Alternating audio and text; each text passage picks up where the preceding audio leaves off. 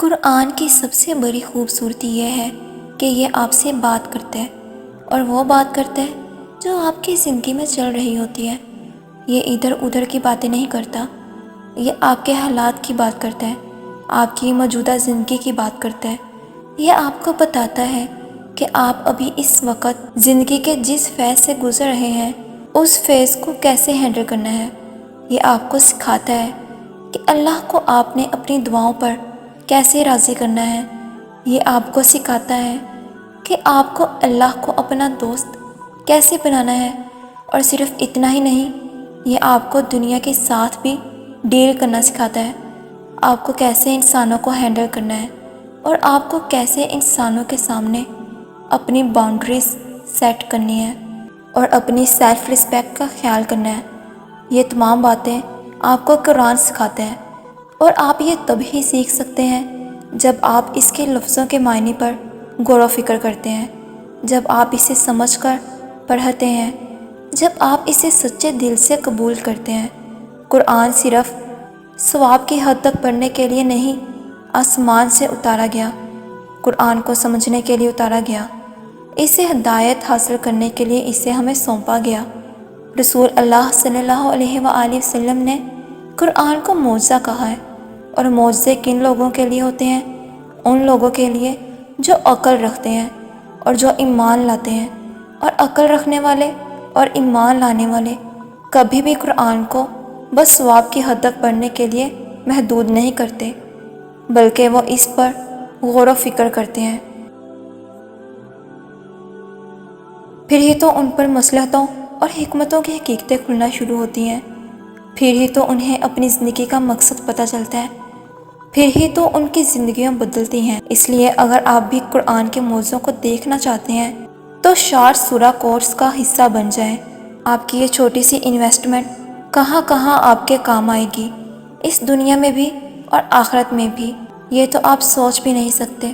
قرآن کے معجزے ایسے نہیں ہوتے کہ سمندر دو حصوں میں بٹ جائے، یا مچھلی کے پیٹ میں بھی سانسوں کا سلسلہ چلتا جائے۔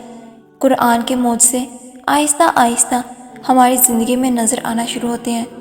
جب مجھے قرآن کی سمجھ نہیں تھی تب مجھے بھی آپ کی طرح لگتا تھا کہ میں نہیں قرآن کو سمجھ سکتی، میں نہیں اس کی گہرائی میں جا سکتی، اور میرے اندر اتنا حوصلہ اور طاقت نہیں ہے کہ میں قرآن کا علم اپنے اندر جذب کر سکوں، کیونکہ اللہ کے احکامات کو پڑھ لینے کے بعد انسان پہ ذمہ داریاں بڑھ جاتی ہیں۔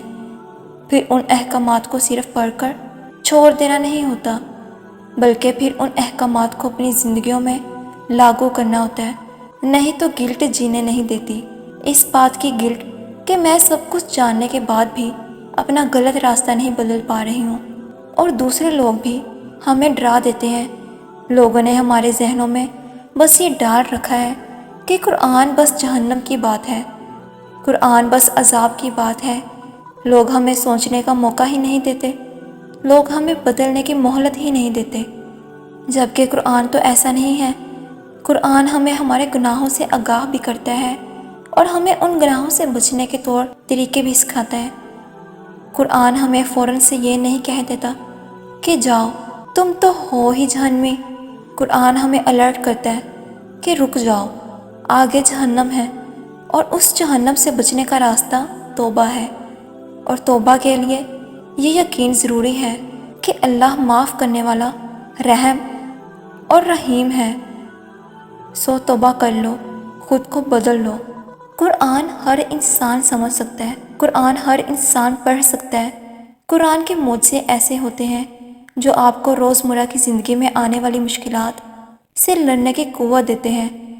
آپ اگر زندگی کے کسی ڈارک فیز میں کھڑے ہیں تو قرآن آپ کو اس ڈارک فیز سے نکلنے کے لیے آپ کو روشنی کا راستہ دکھائے گا۔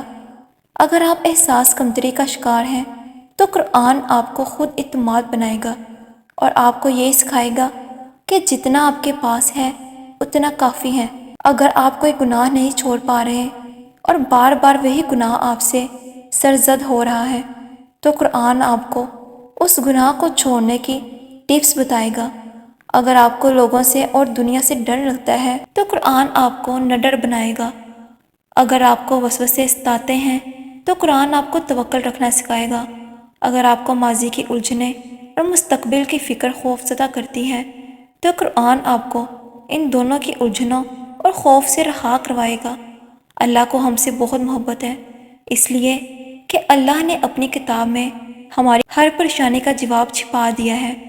آپ کا نماز میں دل نہیں لگتا یا ذکر اذکار مشکل لگتے ہیں، اس سب کا حل بھی قرآن میں موجود ہے، تو پھر دیر کس بات کی ہے؟